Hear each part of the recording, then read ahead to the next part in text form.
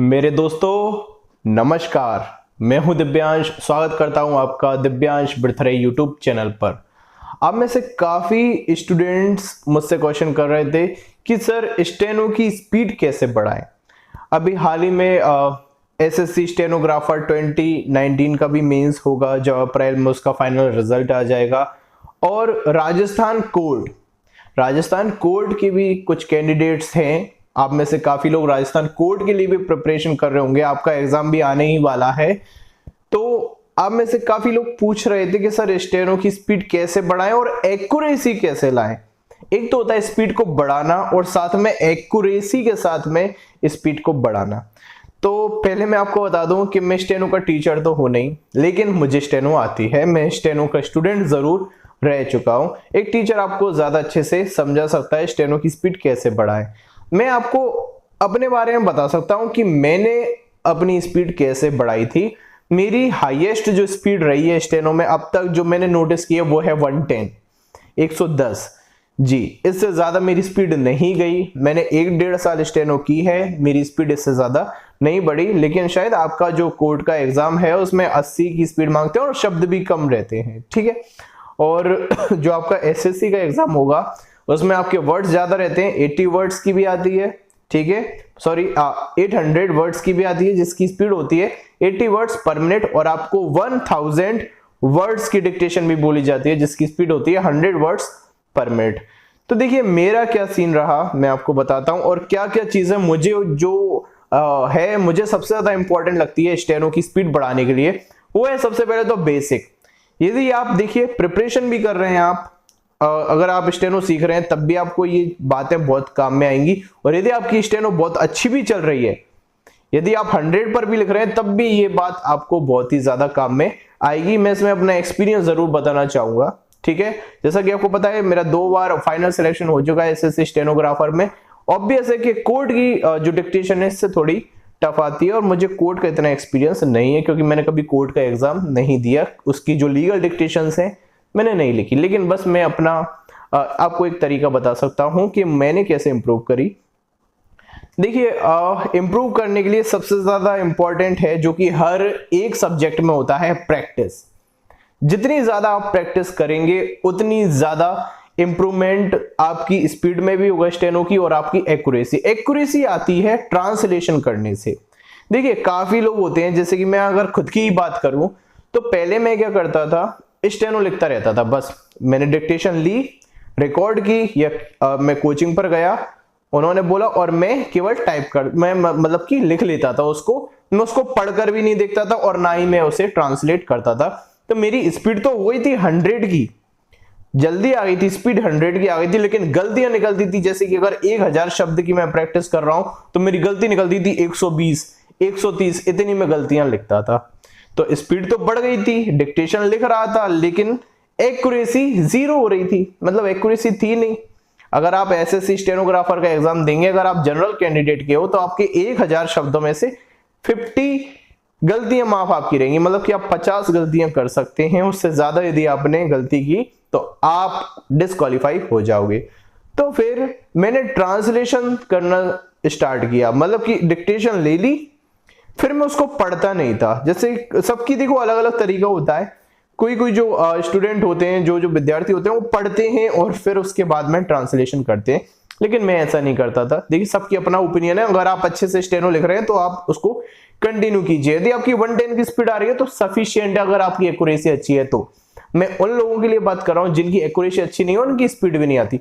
तो देखिए स्पीड आती है, आप जितना सेंटेंस को छोटा कर पाएंगे, जो भी सेंटेंस है, जैसे कि करता है, करता रहता है, कर रहा है, मैं इस बात से इनकार नहीं कर सकता हूं, इस प्रकार के जो हिंदी के शब्द आते हैं, यदि आप उनको ज्यादा से ज्यादा शॉर्ट कर लेंगे खुद के तरीके से, या आप टीचर की भी मदद ले सकते हैं, टीचर आपकी बहुत हेल्प कर सकता है स्टेनो को छोटा करवाने में, तो उससे भी आपकी स्पीड बढ़ेगी। और एक्यूरेसी किससे आएगी, याद रखिए बार बार, एक तो आपको प्रैक्टिस ज्यादा करना हो, जितना ज्यादा आप ट्रांसलेशन करेंगे उतनी ज्यादा एक्यूरेसी आपकी आएगी।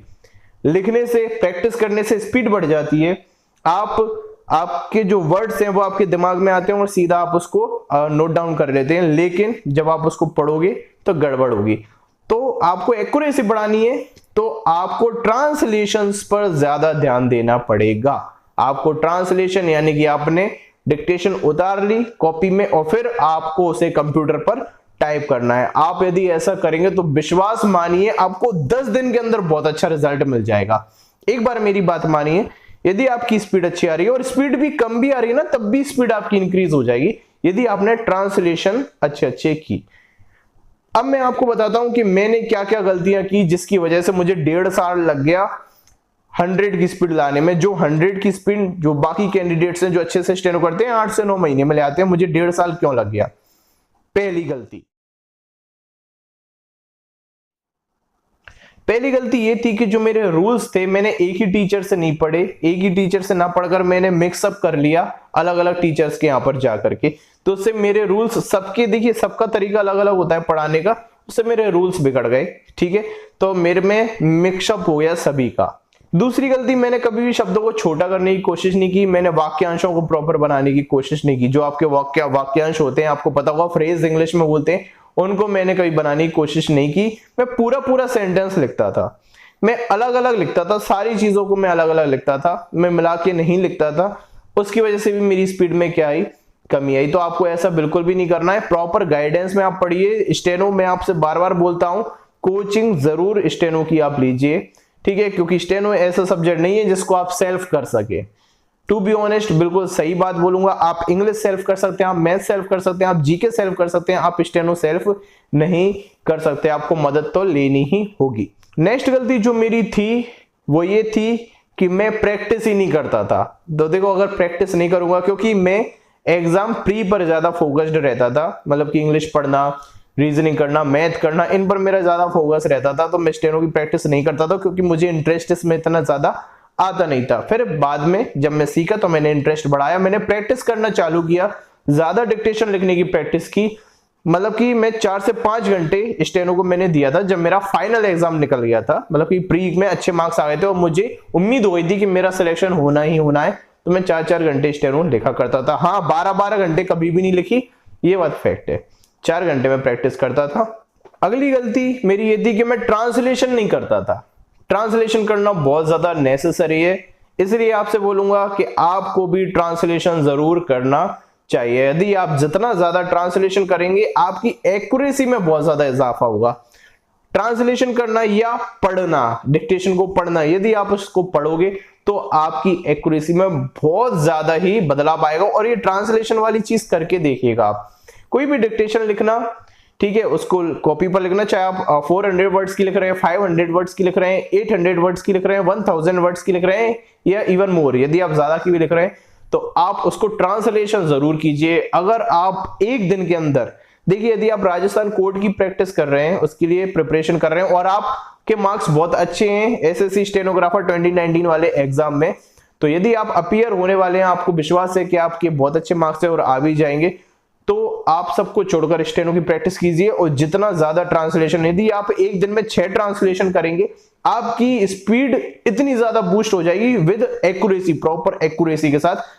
Mark my words. जाते जाते एक बात और मैं बोलना चाहूंगा आपसे, जो डीडीए का भी स्टेनो का एग्जाम हुआ था, उसकी जो स्टेनो थी बहुत ही ज्यादा डिफिकल्ट बताई जा रही है। मतलब कि देखिए, जिसको स्टेनो बहुत आराम से आती है, बहुत जिसको इजी लगती है, जिसने स्टेनो की खूब प्रैक्टिस की है, 3-3, 4-4 साल से प्रैक्टिस की है, उसके लिए तो कुछ भी टफ नहीं है।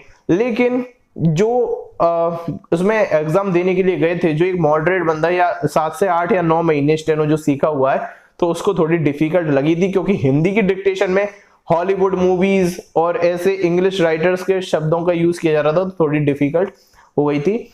इसलिए ट्रांसलेशन करना बहुत ज्यादा जरूरी है। न्यूज़पेपर की अभी आप सहारा ले सकते हैं, जो आपकी प्राइमरी बुक्स हैं, आप जिससे भी पढ़ते हैं उससे आपने पढ़ लिया होगा एक बार, उसके बाद आप न्यूज़पेपर का जो एडिटोरियल होता है उसकी भी हेल्प ले सकते हैं, क्योंकि डिक्टेशन अब आपको अपर लेवल पर ही तैयार मेरे हिसाब से करना चाहिए। आई होप आपको वीडियो अच्छा लगा हो। यदि आप चैनल पर नए हैं तो चैनल को सब्सक्राइब कीजिए और चैनल को शेयर कीजिए। इस चैनल पर आपको एसएससी स्टेनोग्राफर, एमटीएस, एलडीसी और स्टेनो से रिलेटेड जितने भी एग्जाम है सभी की जानकारी दी जाती है।